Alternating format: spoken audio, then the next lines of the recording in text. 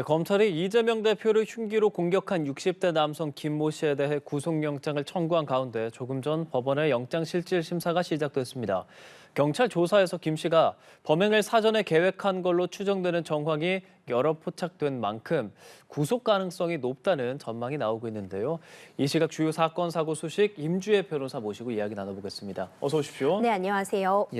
바로 이 이야기 해봐야 할 것 같습니다. 이 피의자가 실질심사에 출석하는 모습 잠깐 공개가 됐었는데 네. 거기서 한 말 보면 경찰에 8쪽짜리 변명문을 제출했으니 그걸 참고해달라라고 했습니다. 반응에 대해서 어떻게 생각하세요? 네, 어떻게 보면 좀 당당하다고 표현할 수 있을 정도로요. 어떻게 이렇게 사람을 살해하려는 어떤 의도를 가지고 있었다고 지금 추정을 받고 있는 상태인데 떳떳한 상태 같아 보이는 그런 측면도 있었던 것 같습니다. 일단 본인이 8쪽짜리 변명문, 그러니까 뭐 일종의 본인이 자신의 생각, 왜 이런 일을 벌였는지에 대한 내용을 담고 있는 그런 문서로 추정이 되고 있는데요. 이런 부분을 제출했으니까 그 내용을 함께 봐달라, 이런 일단 원칙적인 입장을 제시했던 것 같고요. 앞서 말씀 주신 것처럼 바로 방금 전이었죠. 구속영장 실질심사 신작이 됐기 때문에 그렇죠. 결과에 따라 오늘 안에 결론이 나질 것으로 보입니다. 이렇게 변명문을 제출하는 것은 일반적인 겁니까?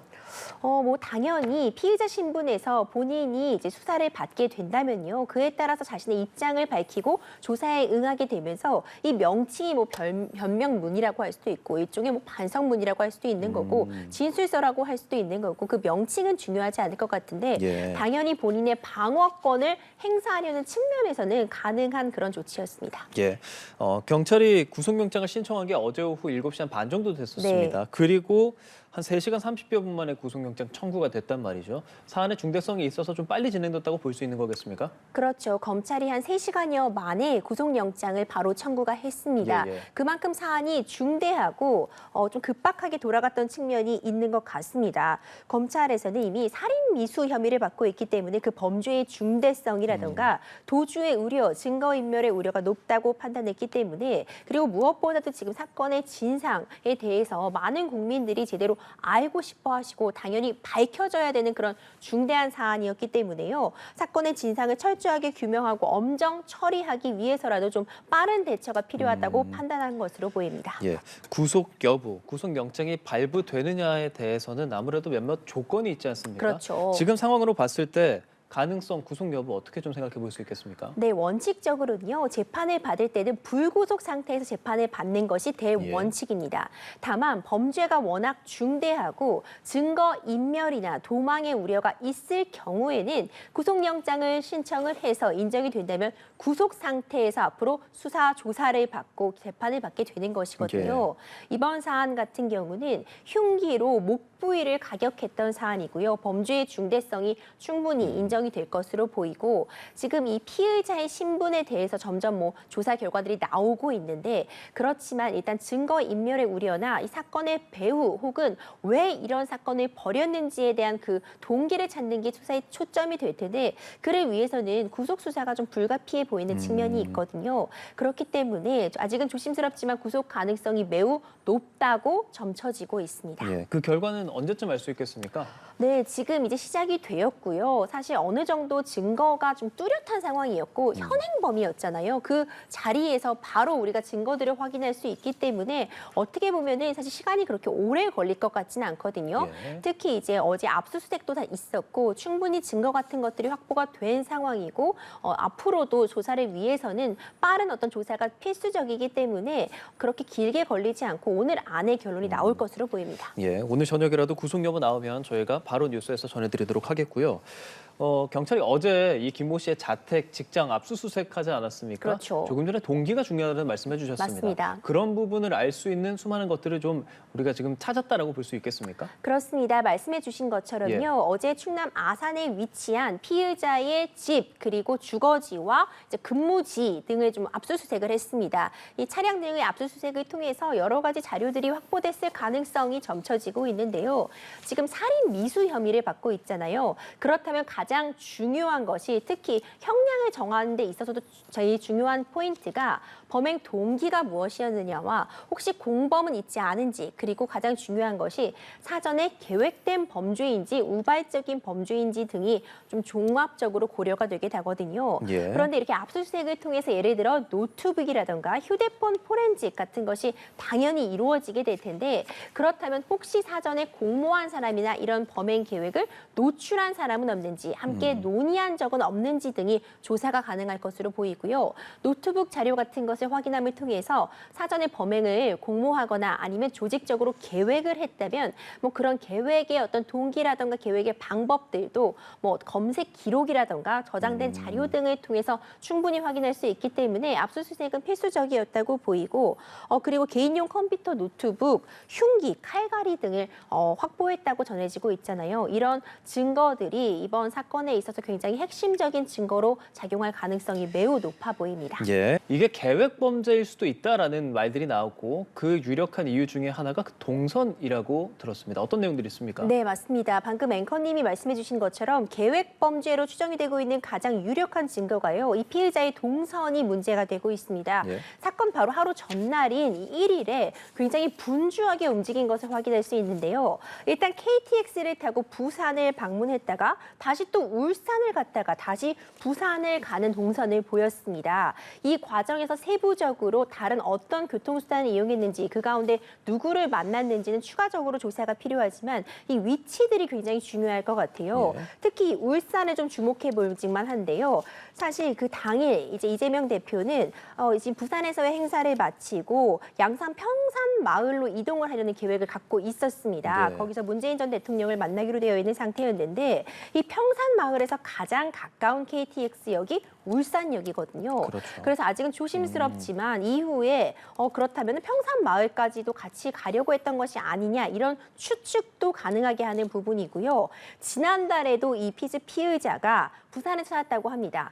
그런 점을 비추어 봤을 때 지금 거주진 충남 아산이었잖아요. 근데 굳이 부산까지 찾아왔던 것이 사전에 어떤 범행 장소를 물색하거나 그런 동선들을 주변 지형 주민들을 그런 확인해 보려는 것이 아니냐 이런 추측을 조심스럽게 가능하게 하는 대목입니다. 예, 변호사님 지금 저희한테 들어오는 소식으로는 네. 피의자 영장실질심사가 20분 만에 끝났고 네. 법원에서 검찰청으로 이동한 상태다라는 그런 말들이 지금 들어오고 있거든요. 네. 20분 만에 끝났다는 거 이거 어떤 의미겠습니까? 네, 앞서 말씀드린 것처럼요. 이미 증거가 굉장히 명확했습니다. 지금 그냥 범행 현장이 그대로 다 우리가 화면으로 녹화가 되어 있는 상태였잖아요. 예. 그렇기 때문에 사안의 중대성이라든가 이미 증거가 충분히 확보된 상태인 것으로 보이고 지금 피의자 본인도 어쨌든 범행을 인정하고 있는 상태이잖아요. 뭐 살해의 목적이 있었다라는 얘기까지 전해지고 있기 때문에 어떻게 보면 추가적으로 그렇게 심사할 내용이 많지 않았다. 빠르게 심사가 가능했던 상황이었다. 이렇게 말씀드릴 수 있을 것 같습니다. 예, 아직 뭐 정확한 결과가 나온 것은 아니고요. 심사가 20분 만에 끝났다는 거 저희가 지금 다시 한번 말씀을 네. 드리도록 하겠고요. 그렇다면 왜 이 범행을 저질렀느냐? 이 부분에 대해서는 아직 확실하지 않고요. 본인이 살해 의도를 가지고 있었다는 진술까지는 있습니다. 네. 이렇게 본인이 사실 이게 살인 미수가 될 수 있는 사안인데도 어떻게 보면 순순히 자기가 살해 의도가 있었다고 네. 말한 거라고 보이기도 하거든요. 그렇죠. 어떤 의도일까요? 어떤 일종의 확신범이라는 생각이 드는데요. 살해 의도가 있었다라고 밝히는 것은 분명히 본인에게는 불리한 진술이 그렇죠. 될 수 있습니다. 살해 의도가 있었다면 사실 이 부분이 굉장히 중요한 게 지금 상해죄로 적용을 받을 수 있을지 살인 미수가 될지는 형량에 있어서 굉장히 큰 차이를 가져올 수 있거든요.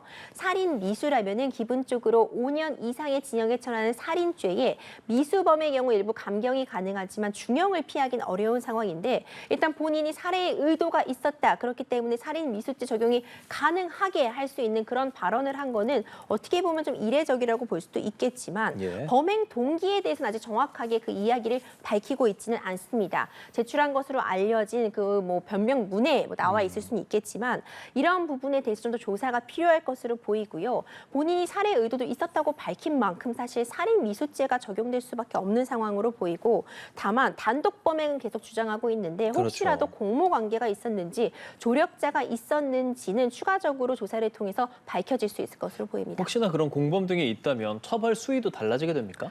공모의 경험가 있었다거나 예. 아니면 누군가의 사주를 받았다거나 그런 부분이 있다면 그 사람도 당연히 처벌을 돼야 된다는 데 측면에 있어서가 의미가 있을 것으로 보이고요. 예. 이미 본인이 이렇게 주도적으로 나선 상황인 만큼 본인의 어떤 처벌 수위는 계획 범죄였느냐, 사전에 이미 계획을 가지고 공모한 정황이 있었느냐 이런 부분에 따라 달라질 것으로 보이고 추가적으로 연루된 사람이 있다면 그 사람들 역시도 동일한 형으로 처벌을 받게 됩니다. 예, 주변인들의 증언도 좀 주목할 네. 만한데요. 지금 피의자의 주변에선 말수가 굉장히 적었었는데 좀 놀랍다. 그리고 점잖고 소심한 성격이었다 정도의 증언입니다. 네. 증언 정도가 나오고 있는 상황인데 이런 부분도 좀 참고 변수가 됩니까? 네, 이제 이웃들의 그런 이 피의자에 대한 어떤 평판 같은 것들이 지금 전해지고 있습니다. 맞습니다. 이렇게 뭐 들었다, 피의자가 이런 사람이었다 이런 얘기를 저희가 전언이라고 해서 그냥 전해 듣고 있는 그런 상황인데 대체적으로 보면요 조용한 사람이었다라는 평가를 받고 있는 것 같습니다. 네. 크게 눈에 띄인다거나 과격한 행동을 하는 사람은 아니었고 뭐 정치색을 강하게 드러내는 사람도 아니었다는 그런 평가가 전해지고 있거든요. 근데 실질적으로 이런 흉악 범죄를 저지르는 피해자들도 보게 된다면은 평소 일상생활에서는 조용하고 점잖다는 평가를 받는 사람들도 많이 있습니다. 그렇기 때문에 평소에 뭐 조용하고 뭐 점잖은 성격이었도록 남들에게 보여졌다고 해도 이렇게 실질적으로 굉장히 돌발적인 행동을 할 수는 충분히 있거든요. 그런 부분은 좀 감안할 필요가 있을 것 같고 뭐 생활고를 겪고 있었다 이런 얘기도 나오고 있는 것 같습니다. 지금 운영하고 있는 사무실의 월세가 월 50만 원 정도 되는데 한 7개월 정도 밀리고 있었다 이런 얘기도 나오고 있거든요. 요즘 부동산 경기가 안 좋다 보니까 사실 거래 매물이 많지 않아서 이런 중개업을 하는데 어려움을 겪고 있었다는 것은 충분히 예측 가능할 만한데 일단 이런 상황들 뭐 주변인들에 대한 이 피해자에 대한 평가 그리고 생활고 겪고 있었는지 여부 등도 이 범행 동기와 함께 종합적으로 고려될 것으로 보입니다. 정치인에 대한 묻지마 공격 결코 그렇죠. 일어나서는 안 되고 그 전에 사례들도 좀 있었잖아요. 네. 게다가 지금 최근에 이 일이 있고 나서 한동훈 국민의힘 비대위원장에 대한 뭐 살해하겠다라는 협박글을 올린 사람이 긴급 체포되기도 했었고 또 이재명 대표 살해하겠다 뭐 이런 글도 올라오고 있는 지금 이 상황에서 네. 좀 어떤 대책들이 필요하다고 보시고 계세요? 네, 굉장히 우려스러운 지점입니다. 앞서 말씀해 주신 것처럼 한동훈 비상대책위원장이 이제 광주에 방문한 공식 일정을 갖고 있었는데 한 오픈 채팅방에 내가 뭐 가만두지 않겠다는 식의 그런 게시글이 올라와서 신고가 접수되었고 바로 긴급 체포가 되는 사안이 있었습니다. 사실 어떤 경우로도 내가 다른 생각을 갖고 있다고 하더라도 폭력은 정당화될 수가 없거든요. 이렇게 극단적으로 폭력으로 치닫는 이런 행동들은 정말 지양해야 되는 것이고요. 결국 엄청난 처벌로 이어질 수밖에 없는 상황이기 때문에 일단 모두가 좀 경각심을 가질 필요 있어 보입니다. 예, 알겠습니다. 이재명 대표에 대한 공격 그리고 그에 따른 수사 내용들은 저희가 들어오는 대로 전해드리도록 하고요. 다른 사건 좀 간단하게 네. 짚어보도록 하겠습니다.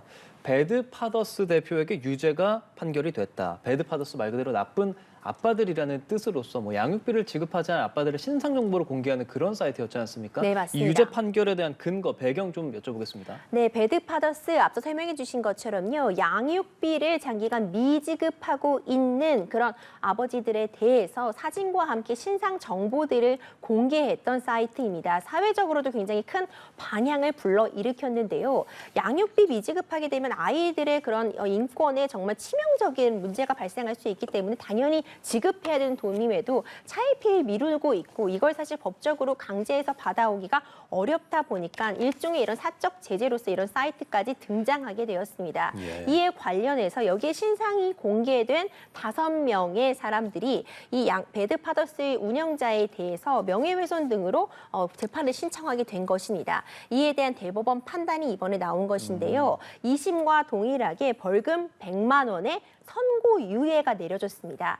사실상 1심 국민참여재판에서는요. 무죄가 선고가 되었어요. 예. 당연히 우리나라 법제 하에서는 아무리 사실일자라도 이제 어떤 명예를 훼손할 목적으로 이런 사실을 적시하는 경우에 명예훼손에 해당한다고 봅니다. 하지만 예외적인 경우가 있는데 공적인 이익이 더 큰 경우인 거죠. 예. 그러니까 공공의 이익이 더 크다고 봐서 1심 국민참여재판에서는 무죄가 선고되었지만요. 2심에서는 바뀌게 됩니다. 제재입니다. 그러니까 공공의 이익에 기여한 부분이 인정이 되지만 엄격히 이거는 사적인 제재, 그러니까 재판이나 법원을 통하지 않고 개인이 누군가의 신상을 공개하는 행위는 현행법 질서하에서는 어긋난 사적 제재에 해당한다고 봐서 벌금 100만 원의 선고유예가 내려졌거든요. 사실상 선고유예라고 한다면요. 예. 벌금 100만 원을 지금 선고한다는 것이 아니라 일정 기간이 지나면 선고를 내리지 않겠다, 선고를 유예해 주겠다는 내용을 담고 있습니다. 보통 좀 경미한 범죄일 때 다른 참작할 사정이 있을 경우에 어떤 이번 사안과 같이 어떤 공적인 이익이 있는 경우에 그 선고를 유예하여 주는 그런 판단을 내려주기도 하거든요. 대법원에서도 이제 2심과 동일하게 이것이 공적으로 기여한 측면은 분명히 있지만 현행법제 하에서는 이거는 허용되고 있지 않는 사적 제재에 해당하므로 벌금 100만 원의 선고 유예를 확정하였습니다. 예, 알겠습니다. 오늘 여러 사건, 사고 소식들 임주혜 변호사와 함께 이야기 나눠봤습니다. 잘 들었습니다, 변호사님. 감사합니다.